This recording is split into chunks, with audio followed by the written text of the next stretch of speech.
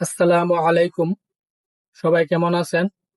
এখন আমি যে বিষয়টা নিয়ে কথা বলবো সেটা হলো সাপ্লাই অ্যান্ড ডিমান্ড। আমরা ফরেক্স মার্কেটের লাইভ চার্টে দেখব মার্কেটের কোন জায়গায় সাপ্লাই জোন আর কোন জায়গাটা ডিমান্ড জোন। এই বিষয়টা আমি আপনাদের লাইভ চার্টে দেখাবো। আমরা এর আগে আমি আপনাদের কথা দিছি যে প্রতিটা টাইম ফ্রেমে আমি আপনাদের দেখাবো।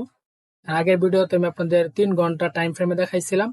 এখন যে ভিডিওটা 10 মিনিটের হবে সেটা আমি 2 ঘন্টা টাইম ফ্রেমে দেখাবো। আর আমি আপনাদের কিছু স্ক্রিনশট দেখাই যাতে আপনারা বুঝতে সুবিধা হয়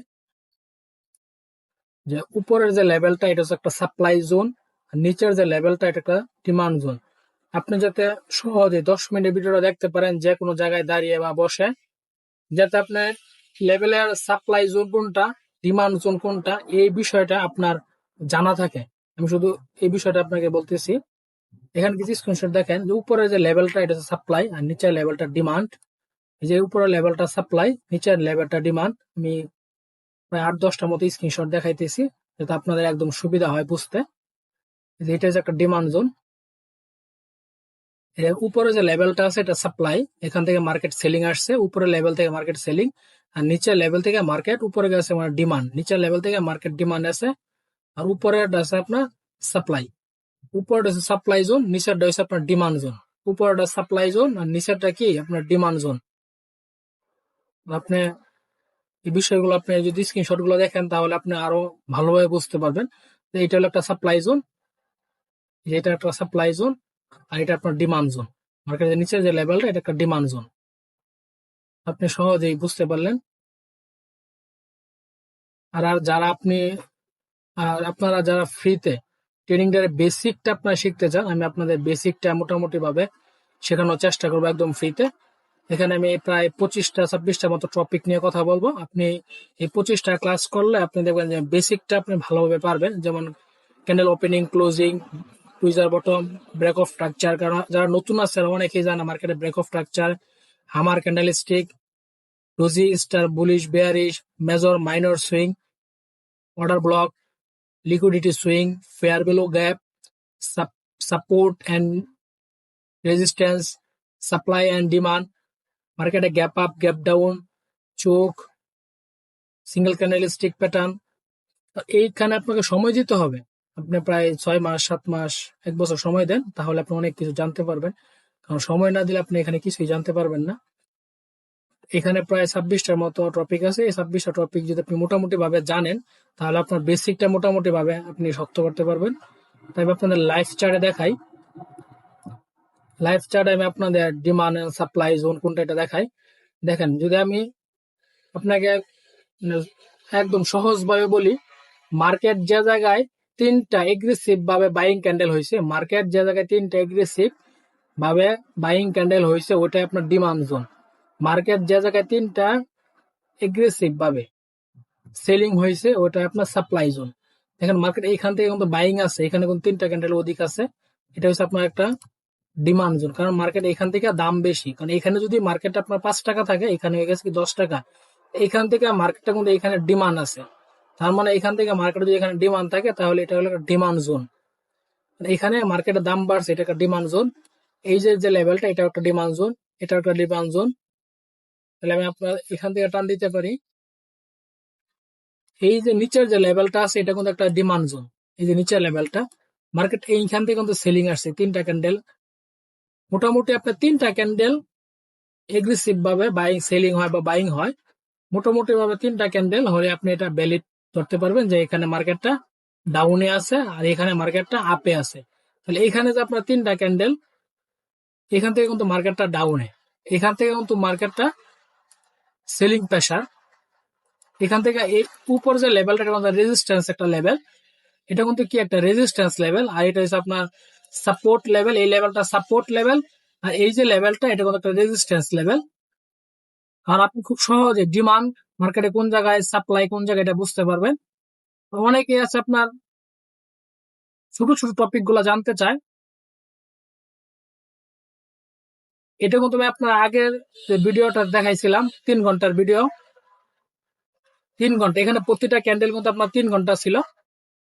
এখন যে আমি আপনার দেখাবো সেটা হলো 2 ঘন্টা। এখানে যে ক্যান্ডেল গুলো আছে প্রতিটা ক্যান্ডেলের 2 ঘন্টা টাইম। এখানে আপনি যে ক্যান্ডেল গুলো দেখতে পারতেছেন প্রতিটা ক্যান্ডেলই আপনার 2 ঘন্টা করে। এখানে প্রতিটা ক্যান্ডেল 2 ঘন্টা। মার্কেট এখান থেকে ডিমান্ড আছে, এটা একটা ডিমান্ড জোন। মার্কেট এখান থেকেও কি ডিমান্ড আছে, তাহলে এটাও একটা ডিমান্ড জোন। আমাদের সূত্র অনুসারে 3টা ক্যান্ডেল হলে হবে, এগ্রেসিভ ভাবে বাইং বা এগ্রেসিভ ভাবে সেলিং 3টা ক্যান্ডেল হলে আমরা ধরতে পারি। তার মানে এইখানে এই যে এই জায়গাটা এটা কিন্তু মার্কেটের ডিমান্ড, এই জায়গাটা কিন্তু মার্কেটের ডিমান্ড। এখান থেকে কিন্তু মার্কেট আপে গেছে আমার ডিমান্ড জোন। আবার এইখান থেকে কিন্তু মার্কেট ডাউনে আসছে, এটা একটা সাপ্লাই জোন। এখান থেকে কিন্তু মার্কেট ডাউনে, এটা ডিমান্ড, উপরে সাপ্লাই। এই যে আমি আপনাদের এইখান থেকে কিন্তু মার্কেটটা সেলিং আসছে। আমাদের 3টা ক্যান্ডেল প্রয়োজন এগ্রেসিভ ভাবে। এই যে 1 2 3 4 এখানে 4টা 5 6 7টা ক্যান্ডেল হয়েছে, আমাদের 3টা ক্যান্ডেল হলেই হবে। এখানে আপনার ফুল একটা সাপ্লাই জোন, এখান থেকে সাপ্লাই হয়েছে মার্কেট, কারণ এখান থেকে দাম কমছে। এখানে যদি 2 টাকা থাকে তাহলে এখানে গেছে 1 টাকা বা 1.5 টাকা। এখান থেকে মার্কেটটা দাম কমছে, তাহলে এখান থেকে আপনার সাপ্লাই জোন।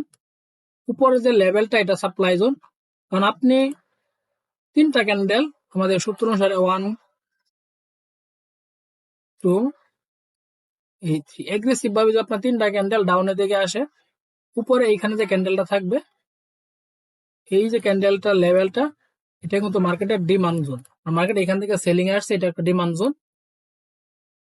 3টা ক্যান্ডেল হবে, এই যে এখান থেকে মার্কেটটা আপে গেছে, এটা একটা ডিমান্ড আর ওটা সেলিং। এই যে এখান থেকে মার্কেট ডাউন আসছে, তার মানে এটা সেলিং জোন। কারণ এখান থেকে মার্কেটটা সাপ্লাই, এখান থেকে তো মার্কেটটা ডাউনে আসছে না। দেখেন এইখানে যে ক্যান্ডেলটা ক্লোজিং দিচ্ছে উপরে, পরবর্তী ক্যান্ডেল এখানে ওপেনিং হয়েছে। ক্যান্ডেলটা এখানে ওপেনিং হওয়ার পরে কিন্তু ক্যান্ডেলটা ক্লোজিং দিছে এই জায়গায়, এই জায়গায় ওপেনিং দিয়ে ক্লোজিং দিয়ে এই জায়গায় আবার ওপেনিং হয়েছে।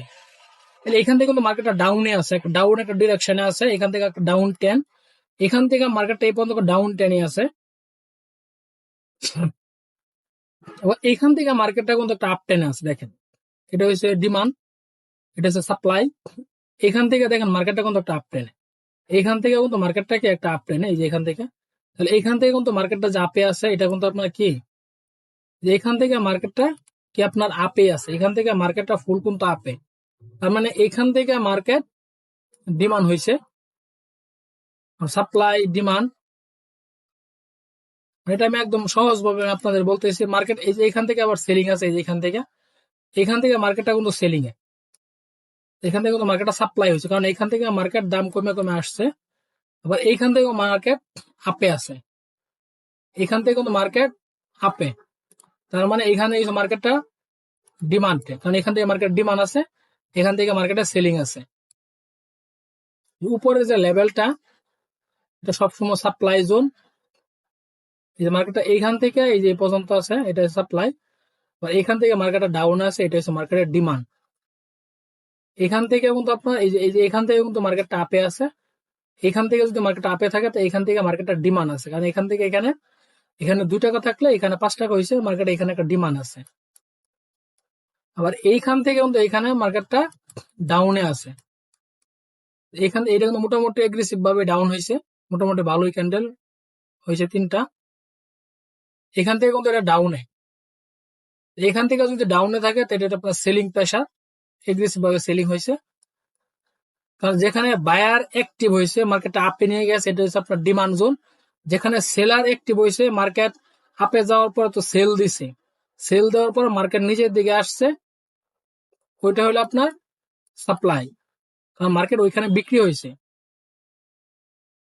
ডিমান্ড মানে দাম বেড়ে যাওয়া, সাপ্লাই মানে দাম কমে যাওয়া, সহজ সূত্র এটা।